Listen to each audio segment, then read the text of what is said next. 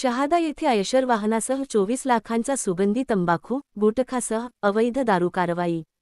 नंदुरबार जिल्हा हा आदिवासी बहुल जिल्हा असून या जिल्ह्यामध्ये अंमली पदार्थांची अवैध तस्करी होऊ नये किंवा महाराष्ट्रात प्रतिबंधित असलेला अवैध गुटखा व पानमसाला हा विक्री होऊ नये, जेणेकरून नंदुरबार जिल्ह्यातील नागरिकांचे आरोग्य धोक्यात जाऊ नये, यासाठी नंदुरबार जिल्हा पोलीस दलाकडून नंदुरबार जिल्हा हा अंमली पदार्थ मुक्त जिल्हा करण्याचे शर्थीचे प्रयत्न सुरू आहेत।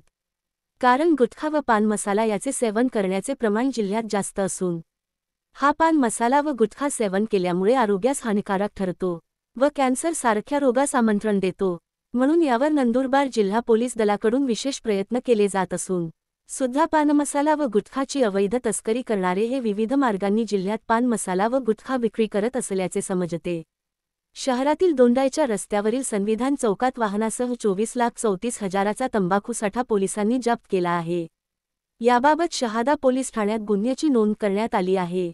शहादा येथील दोंडाईच्या रस्त्यावरील संविधान चौकात एक आसयर क्रमांक MH04HY3009 मध्ये 6,48,000 रुपये किंमतीचा 2160 बब्बू सुगंधी तंबाखूचे पाकिटे, 1,98,000 रुपये किंमतीचे 660 बब्बू गोल्ड सुगंधित तंबाखूचे पाकिटे, 2,88,000 रुपये किंमतीचे 960 बब्बू गोल्ड सुगंधित तंबाखूचे पाकिटे, 13 लाख रुपये किंमतीचा आयसर असा एकूण 24,34,000चा मुद्देमालासह विमल गुटखा मोटारसायकलसह एकूण किंमत 1,15,334 तंबाखूसाठा पोलिसांतर्फे जप्त करण्यात आले आहे।